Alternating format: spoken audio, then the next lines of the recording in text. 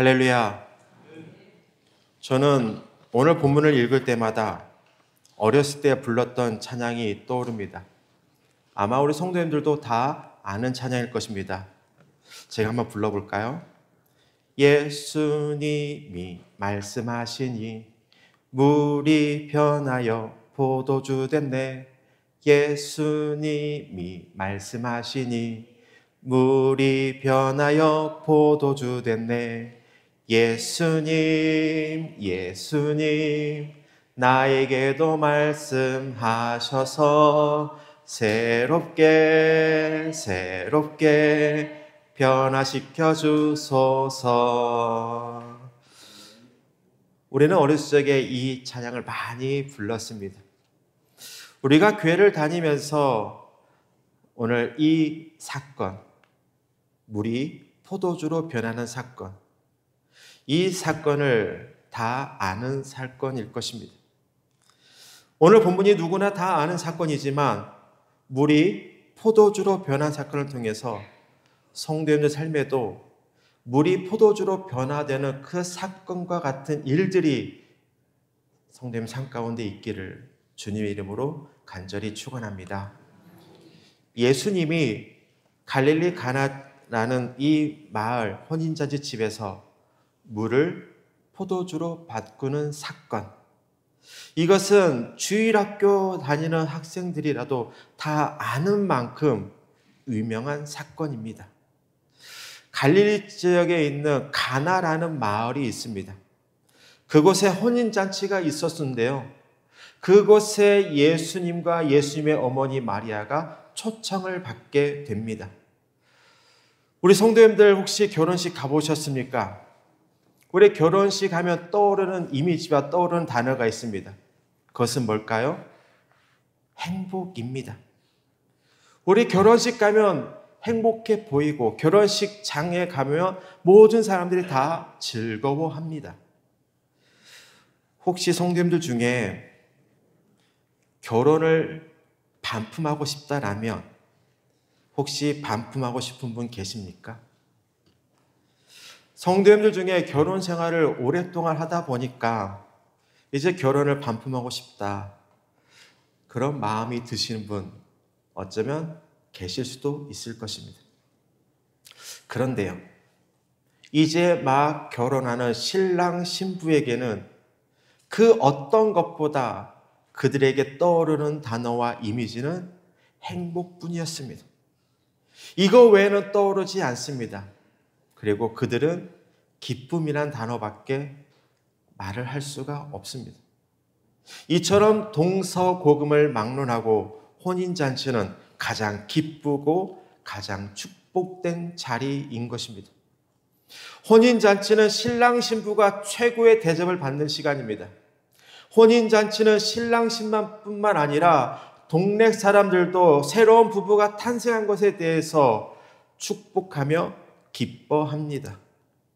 그런데요, 잔치하면 꼭 빠져서는 안 되는 것이 있습니다. 그것은 뭘까요? 바로 음식입니다. 우리는 어느 때 잔치란 말을 사용합니까? 많은 음식과 많은 사람들이 함께 모여 즐거운 시간을 보낼 때 우리는 그것을 잔치라고 말을 합니다. 우리는 음식이 풍성하고 웃음이 넘치는 곳을 우리는 또 뭐라고 말을 하죠? 잔치집이다라고 말을 합니다. 이처럼 잔치집에 꼭 빠져서는 안 되는 것이 바로 음식입니다. 반대로요, 풍성한 음식을 얻고 즐거움만 가득한다라면 그곳을 잔치집이라고 말을 할까요? 말하지 않습니다. 풍성한 음식이 있고 그리고 그곳에 즐거움이 있을 때 우리는 그 장소를 잔치집이다라고 말을 합니다. 이스라엘의 혼인잔치에 꼭 빠져서는 안 되는 것이 있습니다. 그것은 뭐냐면 포도주입니다. 잔치집의 풍성한 음식도 중요하지만 음식보다 더 중요한 것은 포도주입니다. 한창 혼인잔치가 진행되고 있는데 잔치집에 문제가 발생하게 됩니다. 그것은 혼인잔치에 오신 손님들에게 대접할 포도주가 떨어진 것입니다. 잔치집에 포도주가 떨어졌다는 것, 이것은 잘못하면 그 잔치의 분위기가 망하게 될 수 있는 상황이 될 수 있다는 것입니다. 만약에 우리 성도님들이 어느 집 잔치집에 갔습니다. 그곳에 갔는데 음식이 없는 거예요. 한창 음식을 먹고 서로 이야기하고 있는데 음식이 없는 겁니다. 그러면 성도님들은 어떻게 하시겠습니까? 계속 그곳에 있으면서 음식은 없지만 서로 축복해주고 서로 즐거운 시간을 보내시겠습니까? 잔치집에 음식이 없으면 우리는 곧바로 집으로 돌아오게 된다는 것입니다. 이 혼인잔치집에 포도주가 떨어졌습니다. 그것은 뭐냐면 이 혼인잔치가 끝까지 이어질 수 없는 상황이 발생할 수 있다라는 것입니다. 성도님들, 마을에 행사가 있었을 때에 혹시 음식이 부족한 적이 있으십니까? 아마도 없을 것입니다. 마을에 중요한 행사가 있을 때, 가정에 중요한 행사가 있을 때, 그 행사 때마다 음식이 부족한 적이 한 번도 없을 것입니다. 왜 그랬을까요? 음식을 아주 넉넉하게 준비하기 때문입니다. 50명이 온다라고 하면 최소한 70명, 80명이 먹을 만큼 음식을 준비합니다. 그렇기 때문에 행사를 준비하고 가정의 여러 가지 행사를 준비할 때에 음식이 부족해서 그 잔치와 그 행사가 마친 적은 없었을 것입니다. 오늘 우리가 본문의 상황이 되었다 한번 생각해 봤으면 좋겠습니다. 결혼식이나 장례식이나 마을에 있는 여러 행사를 하는데 음식이 부족한 상황이 발생한 것입니다. 왜 이런 상황이 발생했을까요? 행사를 준비할 때 우리는 넉넉하게 준비합니다. 음식을 준비할 때 우리는 넉넉하게 준비합니다. 그럼에도 불구하고 뭔가 부족하다라는 것은 뭘까요? 그것은 우리가 생각했던 것보다 더 많은 사람이 그곳에 왔다라는 것입니다. 우리는 50명이 올 거라 생각해서 최소한 70명, 80명이 먹을 것을 준비했습니다. 그런데 그곳에 100명의 사람이 온 것입니다. 그러면 당연히 음식은 부족할 수밖에 없는 것입니다. 오늘 본문을 보면 포도주가 떨어진 사실을 누가 가장 먼저 아냐면요, 예수님의 어머니 마리아가 먼저 압니다. 그런데 특이한 것이 하나가 있습니다. 행사장에 포도주가 떨어졌다는 것은 예수님의 어머니 마리아가 먼저 알았는데요, 마리아의 모습을 보면 당황하지 않는다는 것입니다. 여러분, 만약에 결혼식 준비하고 장례식이 있었습니다. 근데 음식을 준비했어요. 근데 음식이 부족한 것입니다. 그러면 여러분들은 어떻게 하시겠습니까? 아주 여유 있게, 기다려봐. 음식이 어딘가 생기겠지. 하늘에서 떨어지든 땅에서 솟아나든 음식이 생길 거야. 걱정하지 마. 이렇게 하시겠습니까? 음식을 만드는 사람들한테 가서 음식이 지금 떨어졌으니까 어떻게든 음식을 좀 만들어 와봐. 어디서 좀 구해해 와봐. 라고 시킬 것입니다. 그런데 오늘 마리아는 보는 당황하지 않습니다. 일반적인 사람들 같으면 포도주가 떨어지면 그 행사에 주관하는 사람들에게 가서 지금 포도주가 없습니다. 지금 사람들한테 이것이 나가야 하는데, 음식이 나가야 하는데, 포도주가 나가야 하는데 지금 다 떨어졌습니다. 어떻게 해야 될까요? 라고 서로 이야기하는 것이 일반적인 상황입니다.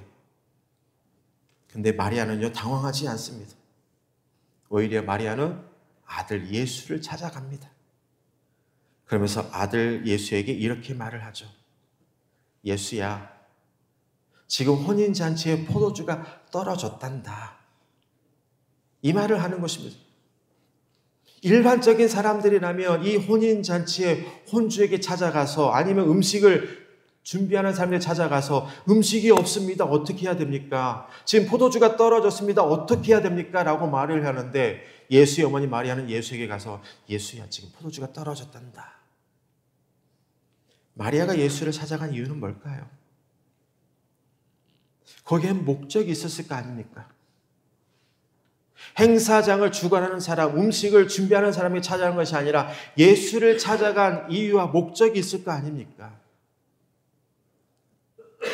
마리아는요, 이 문제를 해결해 줄 사람이 아들 예수라는 것을 확신했기 때문입니다. 이 마리아가 아들 예수를 키우면서 일반적인 사람이 아니라는 것을 마리아는 경험했습니다. 그래서 이 문제를 해결할 수 있는 사람이 혼주도 아니고 음식을 준비하는 사람도 아니고 아들 예수라는 것을 확신했기 때문에 마리아는 예수를 찾아간 것입니다. 어쩌면 예수가 어렸을 적에 이런 기적을 일으켰을 것을 마리아는 보았다라는 것입니다. 그러니까 예수를 찾아가죠. 일반적으로 우리가 상황이 이해가 되지 않아요. 일반적인 사람들이라면 사람을 찾아가는데 마리아는 예수를 찾아갔다는 것입니다. 왜 그럴까요? 그런 경험이 있었기 때문입니다. 우리가 힘들고 어려울 때 누구를 찾아갑니까? 자녀들은 힘들고 어려울 때 누구를 찾아갑니까? 저희 딸은 힘들고 어려우면 부모를 찾습니다. 왜 그럴까요? 그 문제를 해결할 수 있는 분이 부모이기 때문입니다. 마리아가 예수를 찾아갔다는 것은 뭐냐면 예수가 이런 것을 예전부터 해왔었다라는 것입니다. 그래서 마리아는 예수를 찾아간 것입니다. 그런데요, 아들 예수의 반응이 좀 이상합니다. 4절의 말씀을 보면 예수는 어머니 마리아에게 이렇게 말합니다. 여자여, 나와 무슨 상관입니까? 이 말이 참 맞는 말이에요. 어머니, 이 행사장에 포도주가 떨어진 거하고 나하고 무슨 상관이 있습니까? 나하고는 아무 상관 없습니다. 내가 이 행사장에 주관하는 사람도 아니고 내가 결혼식을 하는 내가 신랑도 아니고 그리고 내가 이것을 여기서 일하는 사람도 아닌데 이것이 포도주 떨어진 거 나하고 무슨 상관이 있습니까? 아무 상관이 없습니다. 라고 말을 합니다. 맞는 말이에요.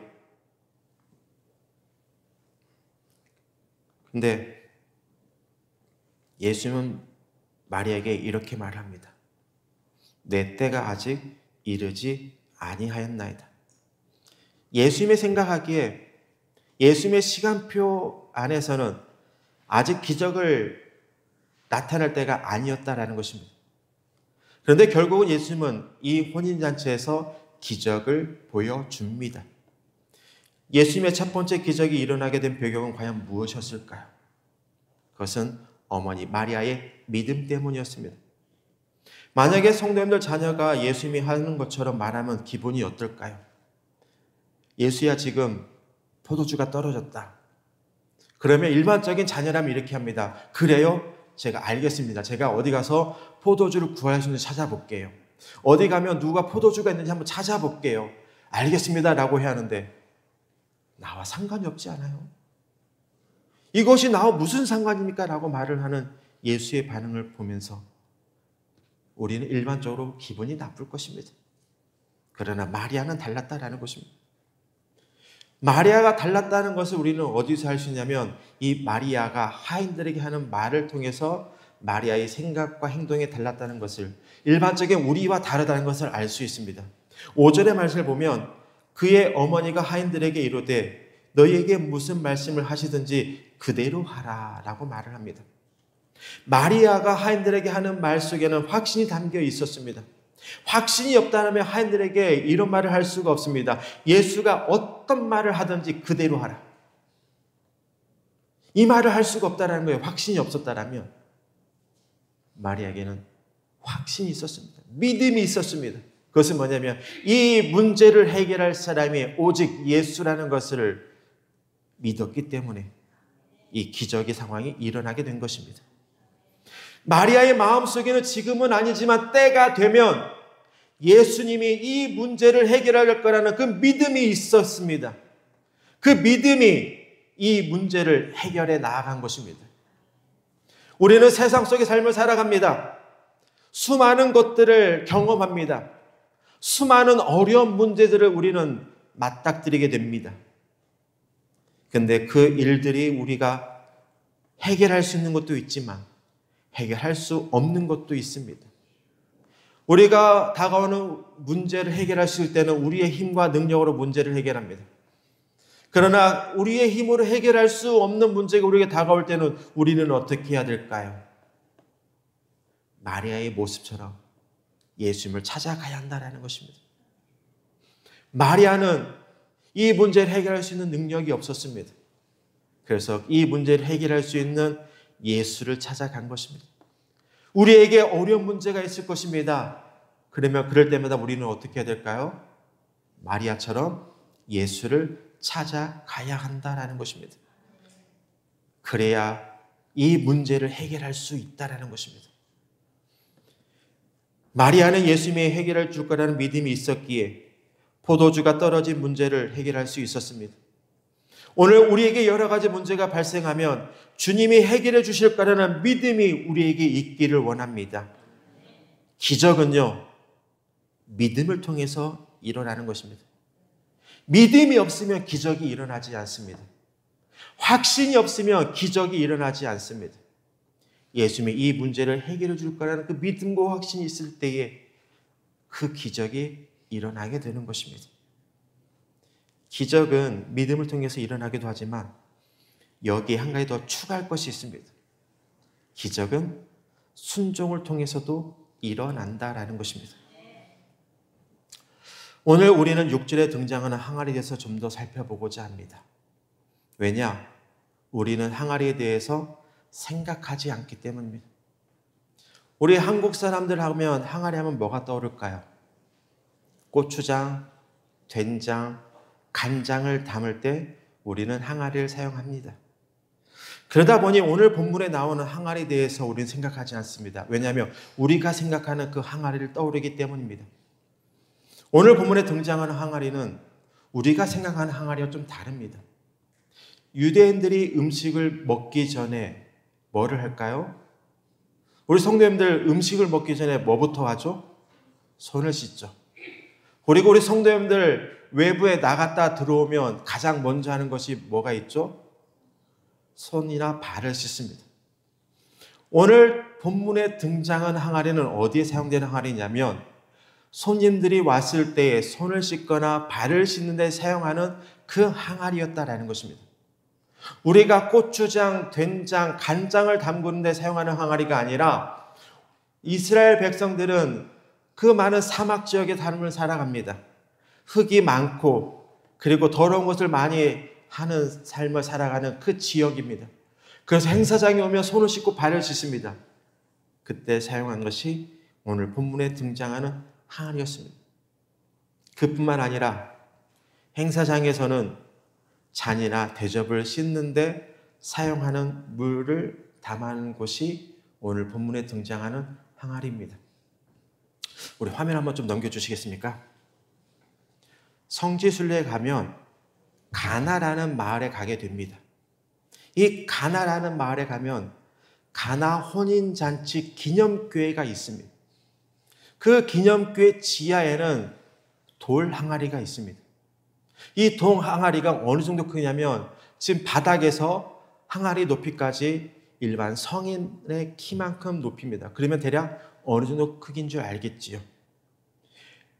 저는 처음에 이곳을 봤을 때에 제가 생각했던 항아리와 너무나도 달랐던 것이었습니다. 제가 생각한 항아리는 어느 정도 물을 담을 수 있고 아니면 그보다 좀 크던지 그래서 그것을 가지고 날릴 수 있을 거라 생각을 했습니다. 근데 막상 가보니까 저 큰 돌덩어리가 있는 것입니다.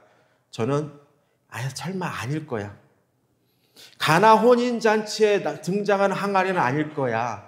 누가 저거를 세워놓고 그냥 사람들을 많은 관광객들을 맞이하기 위해서 세우는 돌일 거야 라고 생각했습니다. 근데 저는 오늘 본문을 준비하면서 여러 가지 책을 찾아보면서 저의 생각이 잘못되었다라는 것을 깨닫게 되었습니다. 돌 항아리에 물을 담을 때 그 물을 어느 때 사용됐었죠? 손과 발을 씻거나 잔과 대접을 씻을 때 사용했다라고 말씀드렸죠. 제가 생각했던 항아리와 너무나도 달랐다는 겁니다. 예수님은 하인들에게 물을 채우라라고 말씀합니다. 지금 화면에 보고 있는 이 돌 항아리에 물을 채우라는 것입니다. 우리 성도님들 집에 가면 물을 받을 때 어떻게 하면 물을 받을 수 있을까요? 수도꼭지를 돌리면 물이 나와서 물을 받습니다. 근데 이스라엘 지역은 물이 없는 광야와 같은 사막과 같은 지역입니다. 그래서 이 물을 구하기 위해서는 머나먼 길을 가든지 아니면 가까운 우물을 향해 가야 된다는 것입니다. 그런데 이 물을 기르는데 항아리가 어마어마하게 큽니다. 그러면 저 물을 받으려면 어떻게 해야 될까요? 여러 번 왕래를 해야 됩니다. 여러 번 왕래해서 저 큰 항아리에 물을 채워야 합니다. 사람 키만한 항아리에 물을 채운다고 한번 생각해 보세요. 한 번 물을 기르면 채울 수 있을까요? 아니라는 것입니다. 여러 번 그 우물을 왕래해야만이 하나의 큰 항아리에 물을 채울 수 있습니다. 그런데 더 큰 문제가 있습니다. 저 큰 항아리 6개의 물을 가득 채우라는 것입니다. 이 하인들은 아마도 불평불만이 있었지 않겠나 생각됩니다. 아니, 저 큰 항아리에 물을 6동이나 되는 그 큰 항아리에 물을 가득 채우려면 몇 번을 왔다 갔다 해야 될까요? 우리가 수도꼭지 틀면 물 받아서 저 큰 항아리 받으려면 최소한 1시간은 받아야 할 것입니다. 그런데 물을 기르고 왕래하면서 그 큰 항아리에 물을 채운다? 아마 오랜 시간이 필요했을 것입니다. 그런데 하인들은 이 항아리에 물을 왜 채우는지 묻지도 않고 그냥 그 항아리에 물을 채웁니다. 왜 그랬을까요? 어머니 마리아의 부탁이 있었기 때문입니다. 어머니 마리아가 뭐라고 부탁했죠? 아들 예수가 하라는 대로 해라.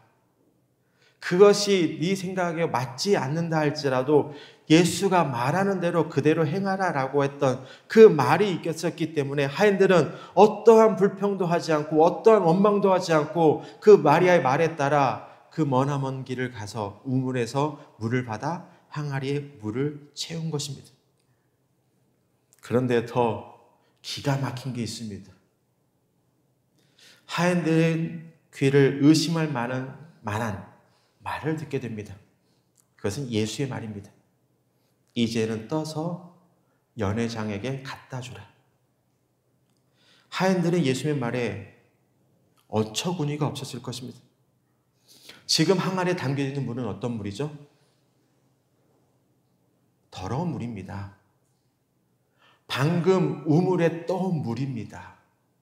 그리고 그 물은 사람의 손을 씻고 발을 씻는 데 사용하는 물이었습니다.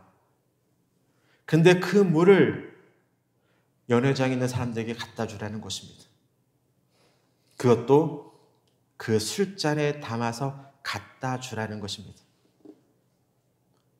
이해가 안 되죠. 이 물은 깨끗한 물이 아니고 더러운 물이고 우물에서 방금 떠온 물인데 그것을 연회장에 있는 사람들에게 나눠주라는 것입니다. 이해가 되지 않았을 것입니다. 그러나 하인들은 예수님에게 왜 그리하는지 묻지도 않고 순종했습니다. 하인들은 예수님이 시킨 대로 항아리의 물을 술잔에 담아 연회장에 있는 손님들에게 나눠주었습니다. 그런데 연회장에 있는 사람들은 그 물이 어떤 물인지 모른 채 그 물을 마시는 것입니다. 만약에 알았더라면 마실 수 있을까요? 제가 만약에 이 깨끗한 잔에 물을 성령님께 줍니다. 근데 물은 깨끗한데 성도님 제가 이거 손 씻은 물이에요. 드실래요? 라고 하면 이 물을 드실 분 한 분도 없으시네요. 저를 못 믿으시는군요. 깨끗한 물인데 이것을 손 씻은 물이라고 해서 성령에 드릴 때 성령은 이 물을 먹지 않겠다라고 저에게 의사표현을 했습니다. 근데 이곳에 있는 물이 좀 더러운 물인데 아무 말도 하지 않고 성령에 드릴 때 이 물을 드시겠습니까? 안 드시겠습니까? 아마 드셨을 거예요. 오늘 하인들은 이 찻잔에 있는 물을 주는데 손님들은 이 물이 어떤 물인지 모르죠. 누구만을 알까요? 누구만 이 물이 어떤 물인지 알까요? 하인들만 알고 있습니다. 하인들은 이 물을 전해주면서 좀 마음이 좀 시큼했을 것입니다. 이 물은 손을 씻는 물인데, 이 물은 더러운 물인데, 이 물을 전해주면서 마음이 불안했을 것입니다. 그런데 사람들은 이런 말을 합니다. 포도주 맛이 참 좋다라고 말을 합니다. 지금 전해준 것은 더러운 물인데 사람들은 이 물을 먹고 포도주 맛이 참 좋다라고 말을 합니다. 그러면서 잔치에 모이는 사람들은 침이 마르도록 이 집주인을 찬양하고 칭찬합니다. 이런 상황에서 가장 놀란 사람은 누굴까요? 하인들입니다. 하인들은 자신들이 떠준 물이 어떤 물인지를 알고 있었지만 말할 수가 없었습니다. 왜냐? 이 물은 더러운 물이었기 때문입니다. 손과 발을 씻는 물이었기 때문에 손님들에게 솔직하게 이야기할 수가 없었습니다. 기적은요, 마리아처럼 믿음 때문에 일어나기도 하지만 순종이 있을 때의 기적이 일어납니다.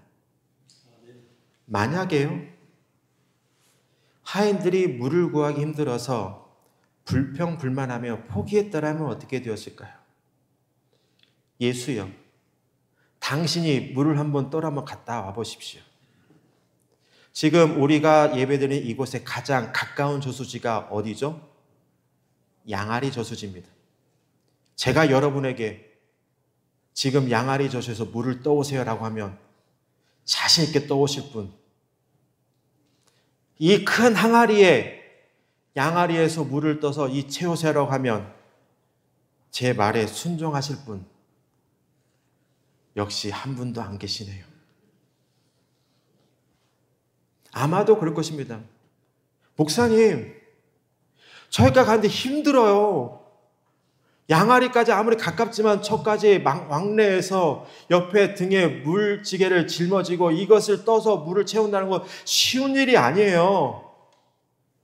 나 못하겠어요. 라고 하면 과연 이 기적은 일어났을까요? 만약에 하인들이 항아리에 있는 물이 손과 발을 씻는 물이기 때문에 연회장에 있는 사람들에게 가져갈 수 없다라고 한다면 과연 이 기적은 일어났을까요? 예수가 하인들에게 이것을 지금 떠서 연회장에 있는 손님들에게 나눠주세요라고 할 때 하인들이 예수님, 이 물이 어떤 물인지 알잖아요. 더러운 물인 거 압니다. 근데 어떻게 이 더러운 물을 손님들에게 줄 수 있어요? 난 못하겠어요. 이 물을 마시고 탈이 나거나 이 물을 먹고 사람들이 이게 뭐야? 라고 하면 뭐라고 대답하냐고요? 포기했다면 어떻게 됐을까요? 예수님의 첫 번째 기적은 이루어질 수가 없었습니다. 기적은 성경에만 기록된 것은 아닙니다. 기적은 성경에만 일어난 것은 아닙니다. 성경에 나타난 기적이 성도의 삶 가운데 나타날 수도 있다는 것입니다. 어느 때 나타날까요? 믿을 때, 그리고 그 문제를 예수님께 내어놓을 때, 그리고 그 예수님의 말씀에 순종할 때, 그때의 기적이 일어나는 것입니다. 성경에 기록된 사건들, 우리가 과학적으로, 논리적으로, 경험적으로, 이성적으로 이해가 되지 않는 수많은 사건들이 있습니다. 물이 포도주로 변했다는 거예요. 말이 됩니까? 말이 안 돼요. 말이 안 되는 일이 일어날 수 있었던 건 뭘까요? 믿음과 순종이 있었기 때문입니다. 그리고 그것을 주님 앞에 내어놓았을 때에 그 놀라운 기적이 일어나는 것입니다. 우리 성도님들 삶 가운데에 수많은 일들이 일어날 것입니다. 수많은 어려운 문제가 다가올 것이고 수많은 그 해결할 수 없는 일들이 나에게 다가올 것입니다. 그럴 때에 내 생각과 내 경험과 내 논리로 이 모든 문제를 해결한 것이 아니라 사람을 찾아다는 것이 아니라 마리아처럼 이 문제를 예수 앞에 내어놓기를 원합니다. 그리고 예수님이 그 하시는 말씀이 내 생각과 내 경험과 내 논리로 이것이 이해가 되지 않는다 할지라도 그 말씀에 순종하길 원합니다. 그러면 기적이 일어납니다. 우리 성도님들, 믿음과 순종을 통해서 물이 포도주가 변하는 것처럼 여러분 삶 가운데에서도 그 기적의 사건이 일어나길 원합니다. 그러기 위해서는 뭐가 필요한다고요? 믿음과 순종. 그래서 성도님 삶이 늘 승리하는 삶이 되기를 주님의 이름으로 간절히 축원합니다. 기도하겠습니다.